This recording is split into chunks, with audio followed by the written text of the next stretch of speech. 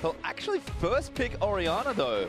Seeing it this early in the draft is surprising. SK Telecom was not playing Orianna with a lot of their Twitch-centric hypercarry early in the draft is surprising. SK Telecom was Faker, but they showed a lot of top laners before locking in the Orianna. It's a Perkz comfort pick, and it could certainly still be double shielding from G2.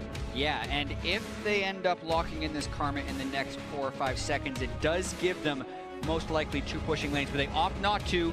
Leave the door open for SKT to take it here. And it feels like insanity because the one team you don't want to leave up double support, Karma and Lulu flex picks to, is SK Telecom, because Bang is proven on the Twitch. He even has played the Kog'Maw so far this tournament. So we were talking about them, we were like, okay, maybe against TSM you can leave up Lulu and Karma, but against this team in particular, it seems like a gambit too far. Yeah, and it feels a little bit like madness. They blind pick both solo laners as a red side team against SKT, who have some of the deepest solo lane champion pools. Guaranteed they're walking into mostly 2 counter picks. They banned away the one they were most fearful of in the Syndra, but still, what's Faker gonna have ready? And look, let's give them the benefit of the doubt. The only reason you blind pick in the first round both your champions is because you feel like you have a practice strategy that can go against the field. Kennen wins basically every top lane matchup. Orianna usually may not have pressure, but can get through lanes. But it seems like a huge gambit if we're giving them the benefit of the doubt. Especially looking at the SKT TSM game yesterday, where Huni destroyed Hauntzer's Kennen top lane. Different day, different players, different draft, but still pretty risky for G2. You see the first 3 picks from SKT and you're like, all right, well, I don't even know what could fill out a draft to take it down. It's already Twitch being so powerful, so often blind picked without any sort of respect for Caitlyn's and other powerful bot lanes. G2 will respond most likely, I think they already have, with the Karma. So they do have one shielding support. But you look at SKT's side and you're like, it's not quite blind pick territory, but it's not far away from it. Doesn't really feel like they were hurt by the bans or pickaways at all. I mean, both teams have actually quite a lot of protection for a hypercarry here. SKT, they've already taken theirs in the Twitch, but I think they took Kennen kind of as a risk assessment, saying that they won't take Karma. They get it back here, but what they maybe give up could hurt. Elise actually now going to get banned by G2, so starting to attack more junglers from Peanut. Yeah, and that's actually the coolest thing about this draft. As many risks as G2 have been taking, and as much as SK Telecom look like they're getting blind picked, something where they're not getting it is in the jungle position. Quite obviously, that's now 3 jungle bans by G2 alone to push Peanut down in this pool. Makes you wonder if it's going to push to, say, the Rengar. That was a kind of a very fluctuating pick for Peanut. It was one of his lowest win rates. He dropped 4 or 5 games with it during the regular season. And it's also, of course, a slower ramp-up level 6 jungler that suits Trick's style, because he's very often a level 6 jungler himself. And even that gets banned away. So, I mean, I think we can see where G2 is going here. I think they want Caitlyn and Nunu as their 2 picks is what I'm most likely expecting. So I would not be surprised to see a Caitlyn ban from SK Telecom right here, but they're discussing which carry they're most fearful of with the double shields and a potential Nunu. Just saw Koma talking to Bang, so I think he's maybe discussing potential matchups there. There's Caitlyn though, exactly as you kind of expected. And if that was G2's plan, all right, they have to pivot very quickly here in the draft. And here's actually something we didn't track. They didn't get a ban off for Kha'Zix, so scratch the Nunu thing, they're still going to have a hyper carry, but getting Kha'Zix as a denial pick is much higher value than picking Nunu here. And now you wonder where Peanut will go, because he had a pretty narrow pool throughout the course of LCK Spring. He played maybe 6 junglers all season, and 4 with any seriousness, all of them accounted for in this situation. You might start wondering where he'll go. Yeah, we call it a narrow pool, but I mean, that's just the jungle pool. Sure. It was Peanut's pool, and at this point, you're almost beginning to reach outside of that. We saw some, random Zac stuff from certain players, but what's Peanut's pocket pick going to be? He's a fighter, he's a skirmisher. We saw his attempt at an Ivern game, and it left a lot to be desired. It was very desperate from the level of play we've seen on other champions. I can see Olaf here, because they have the Lulu. I was trying to think of when you get pinched or if you have weird jungle pools, what could you pull out? And Peanut had some tremendous Olaf games internationally at Worlds last year, especially when you have the haste of something and like he debuted at Worlds, if you remember, Jet. We finally saw it very late in that tournament. Never played it this year, never played it before Worlds. So certainly, it's going way back in history with Peanut. And for once, he's not going to be on a comfort like this in this tournament. Plus, we get Faker on Ahri, which makes you pumped, and it is that Ahri versus Orianna skill matchup in the middle. And that's the thing, really safe, very respectful from SKT here with something like the Ahri. We could also flex the Kennen, which is the other thing I was trying to get in before. Oh, man. It could be 80 Kennen per Sven. I mean, we've seen Europe do it quite a lot. Looks like it is last pick Shen for Expect. Oh, man. That's something right there. Jack, are you all right there? You need a second. I don't like it at all right now. And obviously it could work and you can be called a fool later, but you have the Karma Orianna, so generally speaking, you want to set that up for a really good scaling marksman. Yes, some of them were banned away, but you can still even put Ashe with that and have strong laning phases. The Kennen doesn't guaranteed win that lane against the Twitch, and now they don't have the scaling with which to throw the shields onto. Now, if it was Gigabyte Marines, you'd go glass half full with Levi's Kha'Zix, but giving Trick the same respect that he can be a secondary carry with all that shielding is certainly not something that really behooves you, given what he's shown in the tournament. Plus, Shen, just as a pick, if you count his win rate in play-ins and the main event here, or in the group stages, sorry, it is 25%, so it is very much on the lower end. He can be pushed in hilariously by Galio. And it is a comfort pick for Expect, so maybe the thought is here, giving Kennen to Expect just doesn't feel like a strategy that you really want to employ, so maybe they take it because they need to deny away from SKT, but Sven's like, all right, I guess I'm playing this now. I mean, a lot of interesting stuff in this draft. I think SKT keeping it simple, which I think is what you expected, Papa Smithy. G2 mixing it up a bit, but maybe too much. Yeah, I mean, what was I expecting? Kennen flex pick for a European LCS team. Of course they're going to do it. And they did, in a sense, trick SKT to thinking they're having Galio versus Kennen, but it's not like Galio versus Shen is magically a terrible match for Galio. I know this is a terrible pun for a G2 game, but who Trick 2 may actually be the sub-story of this game, because they have certainly flexed, they have surprised, but where it's left up is ultra comfort for SKT outside if G2 can actually attack Peanut, who is not on comfort on the Ola. Well, we'll have to see what happens when we're out onto the roof for the first time here in the MSI group stage, day number 5. Not many games left to play for a lot of these teams. G2 will face SKT one more time. It looked okay for the first 10-15, and then, as very typical for SKT games, it goes downhill quickly. I mean, you say okay, I think it was good. Honestly, it was the first game of the tournament. SKT came in already kind of crowned champions of the mid-season invitational, and G2 took it to them until they made a big macro mistake in the mid-game, which lost them all their early reward. And the start is already better for SKT in this game. That's true. In the first game of the tournament. Faker, as Orianna, was in the brush that Perkz ended up putting his Orianna ball in, so no first blood pre 1 minute in this one. And in that particular game, G2 did still get demolished in the mid-game, and that's one of the most devastating things that can happen to a team, have that good start and then take some very bad map plays, because then everyone feels bad about the strat. Well, we'll see what happens here. Sven on the Kennen this time around.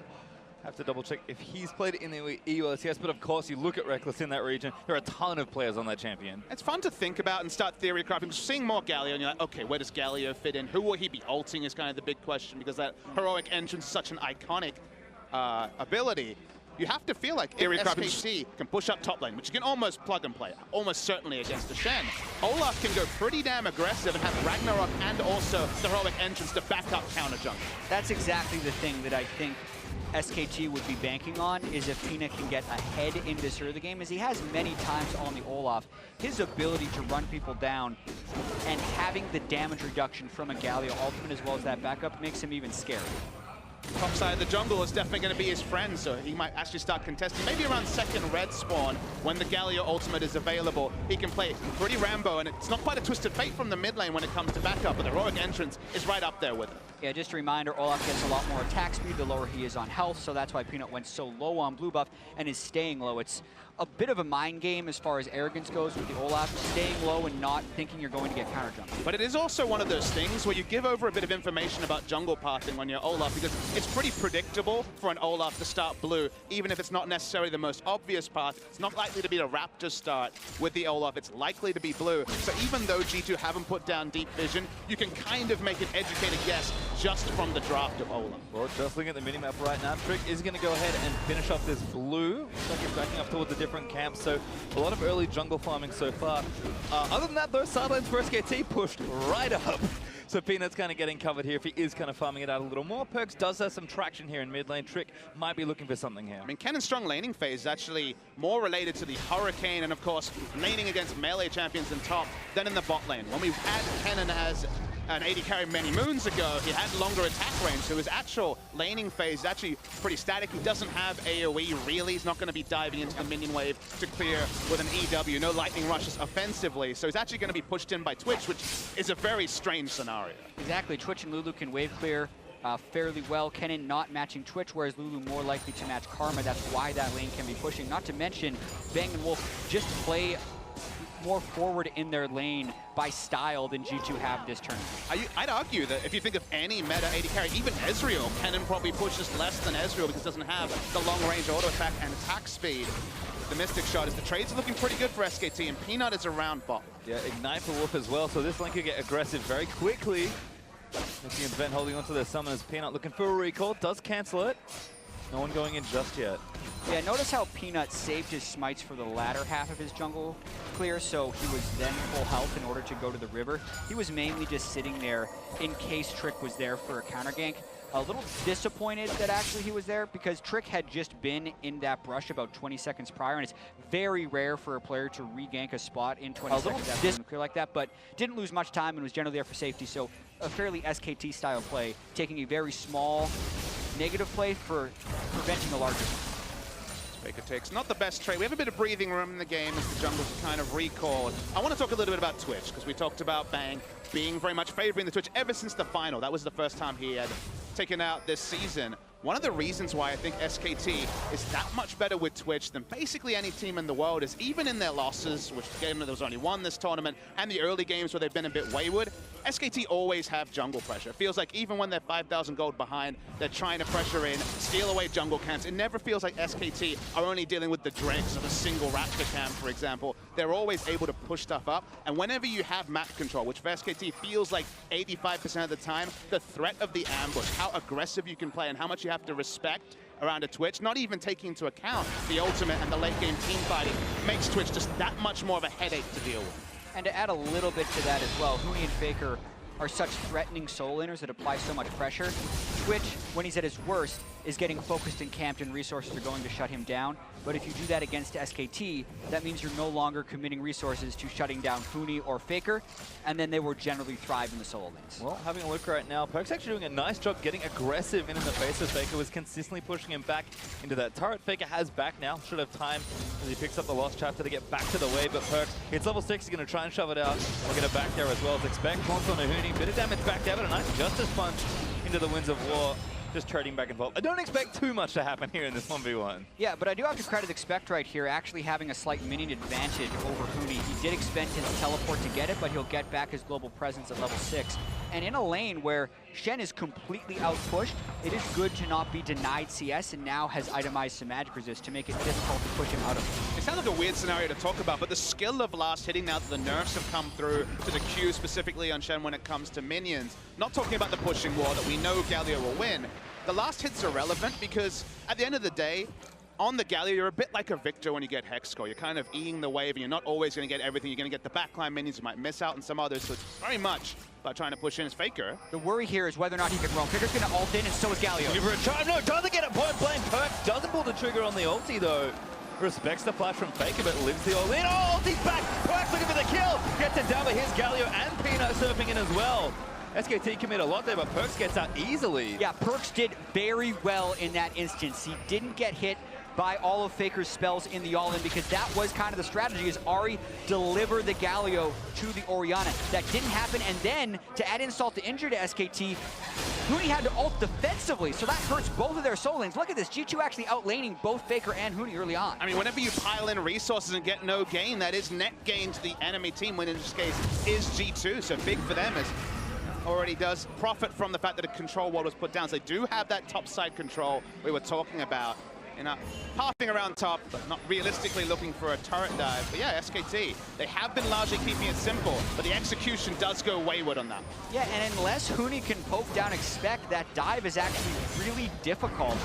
The auto attack blocking that Shen can do by pressing his W really limits the Olaf's diving potential unless they send 3 people up there. So actually a very controlled early game, all things considered, for G2. That's why really the strategy for SKT, I think, is to control the enemy topside jungle like we mentioned, because Galio's going to auto-push. He's going to miss minions, like we've already noticed.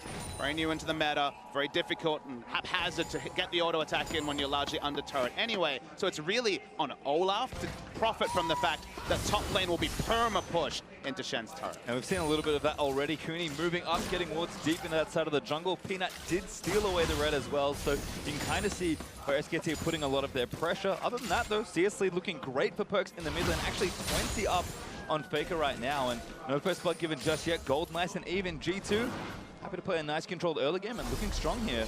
Might even get something. Actually, Trick jumping on a Faker. Faker trying to get out, but Perkz going to follow through. Fully procced. Bang here as well, though. Faker taking a lot of damage, but G2 so much respect. There's Bang, here's the TP down as well. Peanut also getting in, but Ben trying to start him up. Good two-man shockwave. Gets on the Bang, but it's not quite enough damage. But flashed up, Hooney gets a four-man taunt. I think it might have been all of them. There's a little multi. First blood's down already, and then chasing it on for Trick. Wolf getting low as Ben. Tries to chase him out, expect. Gets a kill back, but Trick does go down to Galio. Hooney now caught out 1v3 versus the rest of G2.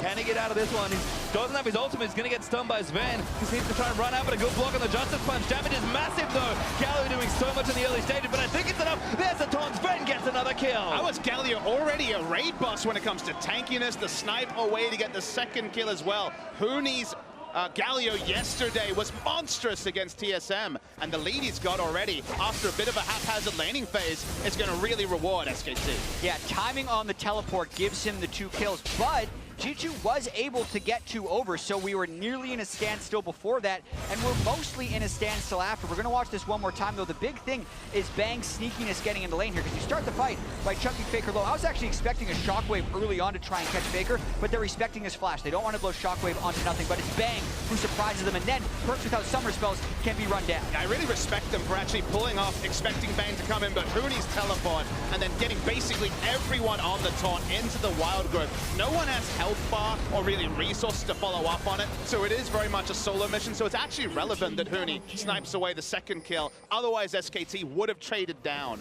in this scenario. Well, bit of early action, but teams kind of in a whitewash. SKT technically up on goal, but 500 isn't too much here. Drake, the Mountain Drake still up, and of course Tao's feeling pretty healthy on both sides, so everyone just chilling out for now. First exchange though, very neutral. Yeah, and I do want to point out Hooney's itemization on Galio here. I feel like his item choices are actually almost always correct on any champion he plays. He's played 2 Galio games before, and in those games he's built Ninja Tabi, Sunfire Cape, Iceborne Gauntlets into Thornmail. And those are games where he's dealing with a lot of physical damage threats.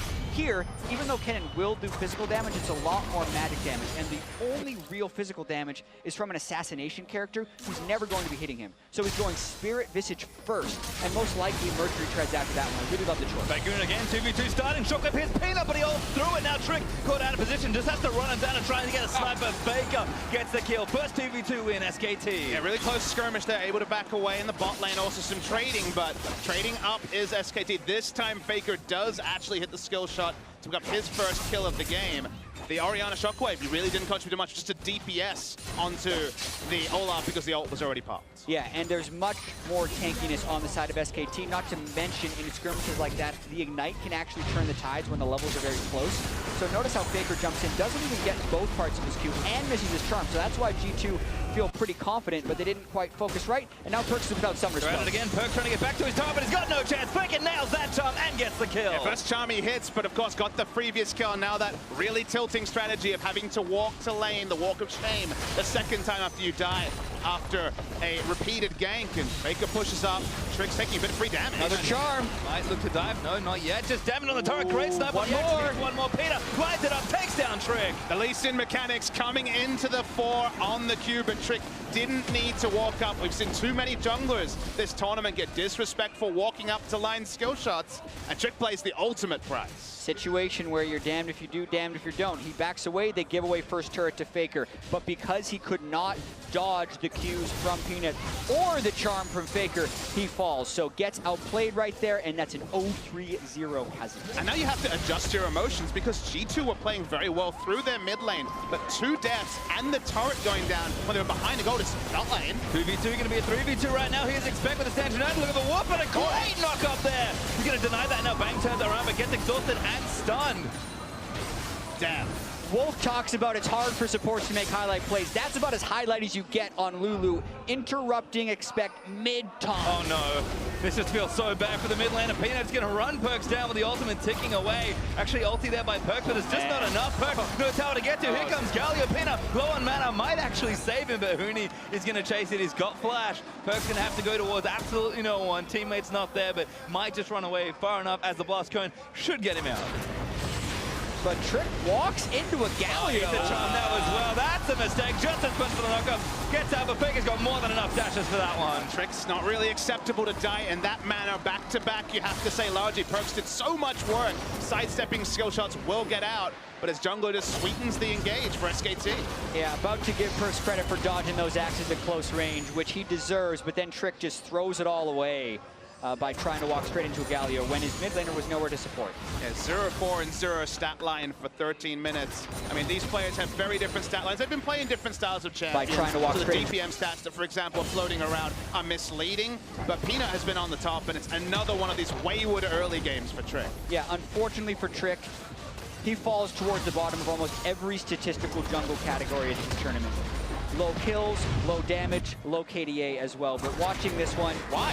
Why does he walk up? He's trying to get a good trade, but he's just not necessarily paying attention to the map. They try to go on Bang once again. Bottom again, 2v2 starting. Bang low. Here's Bench to do the damage. He already got Polymorph. They're going to try to back around that damage. Disgusting as there's one for SKT. Middy might make it a second as Wolf is looking for the slow. Flash Kidderlands gets it. Now going to lay the autos in. As Trick down here to try and turn it around. Middy grabs the flash, but here's Perkz down as well. Flash out from Bang is TP'd up from SKT. Peanut forces Perkz flash on the other side as G2 back towards her outer tower. Peanut, is he going for a dive here? G2 getting real far back. Now it feels like every lane on the map is collapsing for G2. The mid lane was what was the bastion of hope. The two ganks and then the turret going down really removed that. Now Orianna will be roamed on very comfortably by Faker.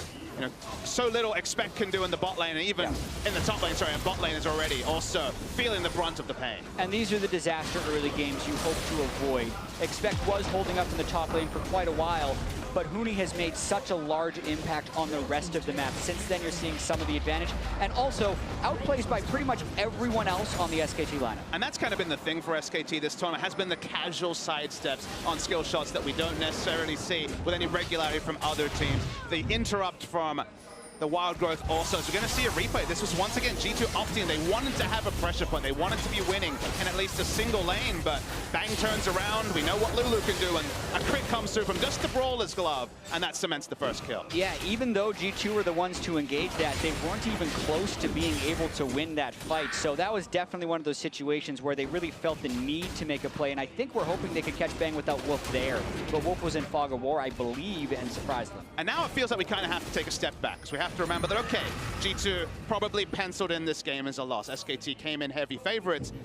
But to me, the real question is, can G2 stabilize the rest of the game? Even in a loss, they cannot have a scenario where Trick dies another 5 times in the next 10 minutes. They cannot have a scenario where lanes are just trying to make individual plays and lose sight, because they have a must-win game coming later in the day, and its stabilization, even if the result won't stabilize, is as necessary for G2, given the context of the tournament. Well, not looking great so far. 7,000 gold up for SKT and 4 turrets to nothing.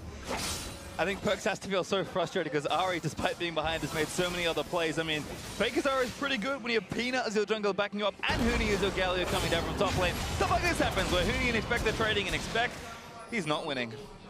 He's got no pressure. There's nothing he can do to push up, and of course the lanes have kind of disintegrated already, so Bang is there looking for a kill anyway. There's no good decisions left, really, for anyone on the side of G2. It's just what SKT leave up to them while they make plays around the map. Yeah, and is this what SKT looks like when they're actually angry? Because they did drop that one game, and this is now a 7,000 goal lead at 17 minutes, one of the biggest in the entire tournament. Peanut, in particular, continues to just add to his stat line. As far as stats within the first 15 minutes of the game, Peanut has only died a single time this tournament, and now has 28 kills in those, or sorry, 25 kills in that moment. So just incredible stats. And we can even widen that stat line, Jack. He has 48 kills now in the tournament, most of any player. in the group stage, and he has 10 deaths. Only 10 deaths in now coming up to 9 games. He has the least deaths and the most kills. It's just insanity from the jungle, a role where often you might be second or third most deaths on the team. The SKT stealing away the red buff. I did notice the Mountain Drake is still up, and that's just how much SKT have been playing in these skirmishes. No one's going towards the Drake. SKT, we're taking the towers without them. We don't need it. Yeah, and another thing that's a little surprising to many about SKT in this tournament is how low their ward numbers are as Faker gets jumped on clearing a ward. It's okay, Faker just use the ulti, gets out. Yeah, is how low their ward numbers are, but I do want to point out their trinket choices. In almost every single game, Faker is going sweeper. Almost no other mid laners are going sweeper, and as a result of that, his wards are extremely low. But also, he's not buying that many control wards. You can see he's sitting on his refillable potion this late in the game. You can argue that SKT is so pushed up on the map so often and recalling so infrequently that they're just buying fewer control wards, but also they're almost always with triple sweeper because the name of the game is denying vision rather than acquiring it because they're human wards later in the game. I mean, what was our storyline for Peanut in 2016 on the Rocks Tigers? The battle ward. He was warding by being in the face of the enemy jungle. Well, they got about 5 battle wards, it feels like, right now for SKT, so they have at least been afforded to be a lot more conservative with their ward usage, which means all that gold lead, already around 8,000 is put into damage, and that's why it's time for skirmishes at any point. Well, G2 hoping for something optimistic perhaps in the top lane. 3 people just sitting in that middle brush in the top lane, but Wolf getting some wards done. I think hitting this plant, making sure they have enough vision. And G2 might be here for a long time, hoping a customer comes through, but can hit the recall button and not get anything out of the play.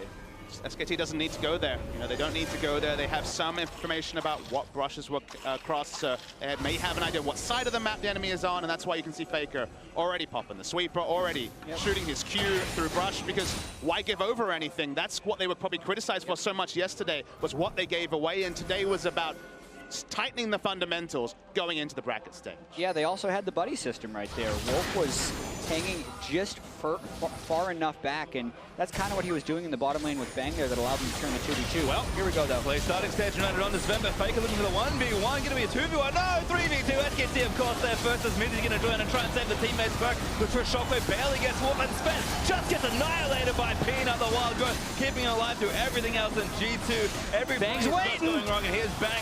Monster flank here from the Twitch. Expect does get the taunt down as Perks does take out Wolf on the other end, but Bang's firing away, looking for Mindy, but here comes Trick back. I think a little too far forward, does go down the Trick. Now Bang is dead as well. G2 finding some kills. SK2's aggression will cost them. Peanut turns a fight, but he's dead also. Homo will definitely leave this game with at least one replay he wants to draw his Chargers' attention to. Very sloppy play, given that Galio clearly was not going to be grouping in. G2's actually going to stop Baron. Yeah, it's do or die for them. It's 20 minutes. They want to do Baron. They just killed 4 people. They're still down 7,000 gold, and there is a very big Galio about to disrupt this. That is not the teleport I expected, but Sven's actually bottom lane, can't join.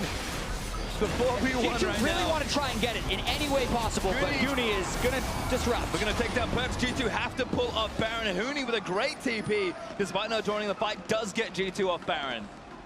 Still a big mistake there by SKT, over pushing. They've had so much success taking odd-numbered fights when they're this far ahead.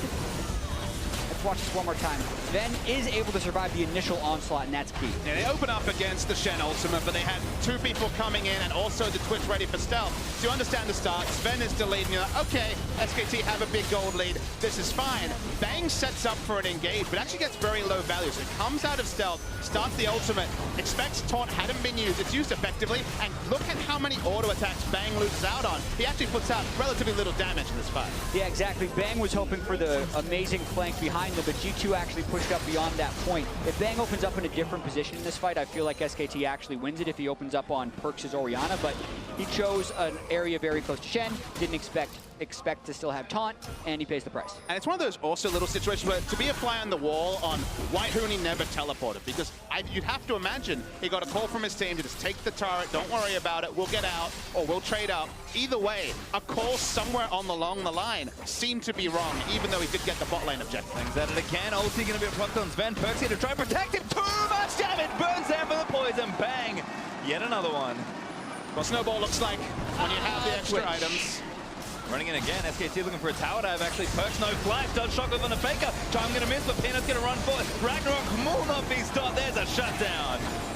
You're afforded to make mistakes like SK Telecom did 3 minutes ago. When you have an early game like SK Telecom did in this game, they can get away with mistakes. Will they be able to do in the bracket stage? That part is up for debate, but given this early game, they're still going to be comfortably in the league. Almost 10,000 gold. Absolutely insane here for SKT, and that Bang's Twitch again getting aggressive. Sure, it cost him in the last exchange, but SKT's control just serving them so well. And he's a 23-minute Baron. And I love the vision toggle because, again, you see the pressure that's on because they also have to deal with the fact that Twitch has stealth. So there's so many things to respect, and they have so little map control. And Trick just had to jump away over a further wall while they still don't have vision of this Baron. He's back in, though. Would actually have a chance to steal with that vision. Oh, not quite there. Trick needs to get back in, but this Might's already down, and now Trick's just caught out of position. Faker almost with the ulti ready to chase SKT. How far do they want to go? Faker, instant shove, takes down Trick, and they get a pick for their trouble after the Baron is Bang. Still chasing, wants revenge on Mythy perhaps after the last exchange. No Shen around this time. Mythy running back towards his teammates. And they're going to take this quick trip back to the base and maybe try and prep themselves for a final push. 1-3-1, they have the Galio that can join the other lane if they decide to dive.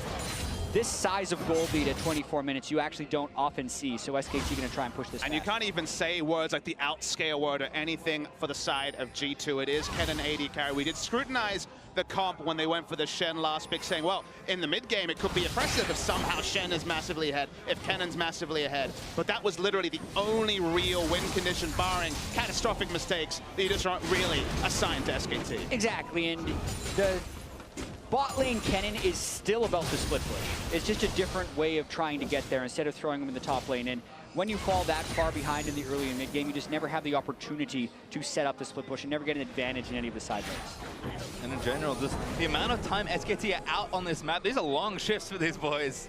But just putting in overtime and Bang stealthing forward again. He's like, got actually no team behind him, and he's still confident going in, maybe looking for a pick.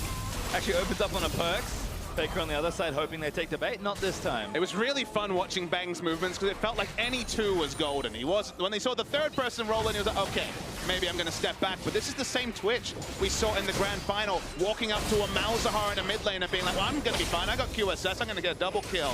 And when you're that far ahead on Twitch, it's why teams have been banning away the Twitch, because map control plus something like this, a hyper carry that can come from stealth, is just the biggest headache ever for G2. Well, pressure continues. Peanut just slaying people, staging at it. It's not quite going to be enough. Peanut barely lives up. Faker just nails Bang with a Q. Here's Galio now going to knock up Expect and peel for the rest of the team. SKT might turn it back around, knock up onto Expect. He flashes out.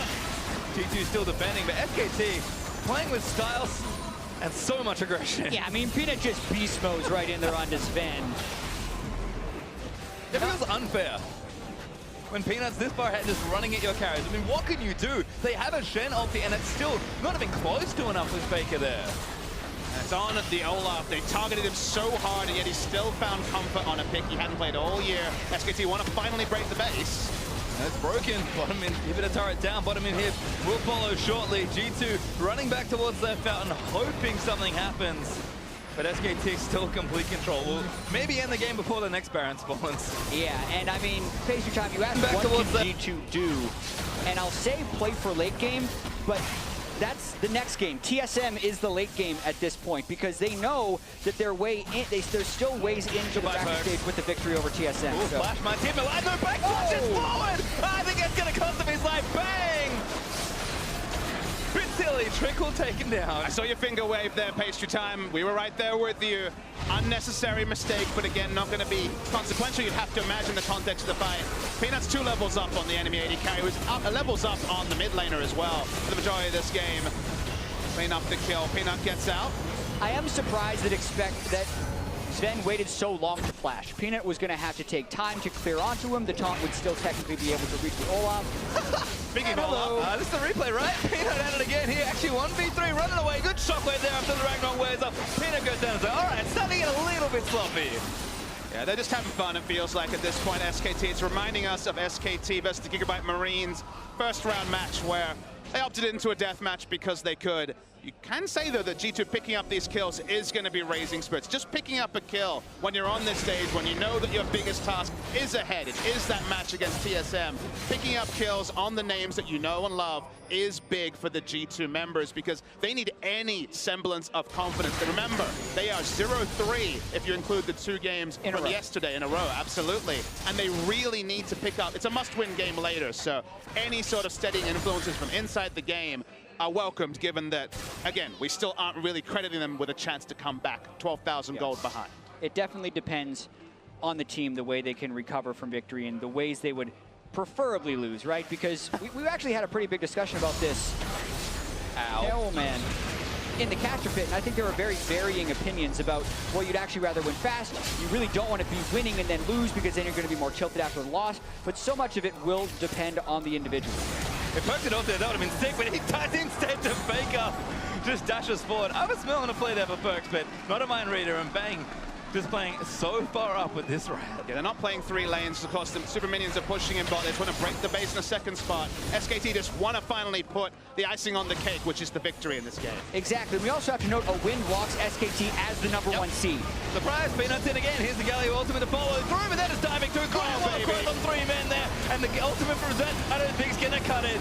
Hooney's still chasing him down. There's a couple dead already. 2 for G2 as expect. Is it going to be the next target? Hooney tries to punch to the fountain, gets the taunt back down as well. Faker still kiting forward, just skirting around the fountain laser. Expect flashes back into his own fountain just to not die. I don't think you'd ever heard those words played by play at pastry time, but that's what had to happen. They're waiting for the minion wave. They're looking to finish the game. SKT are in rare form. Game looking to go down before the next Baron spawns. Got about a minute to do it. Faker finds Perks to lead him off the map. It's the right Nexus charge gonna fall. Faker looks for a second charm, doesn't get it onto Minty, but Peanut and Wolf are doing the business they need to do. Hooney zoning them away. The Nexus explodes and SKT dominate G2 to lock in first. In under 30 minutes with just the 1 Baron spawn, they did even look a little bit sloppy in that victory towards the end, but that's just the expectations SKT has set for themselves and the fans. Now 8-1 in the MSI group stage. Every other team in the world wishes they could be scrutinized as closely as SK Telecom T1 is.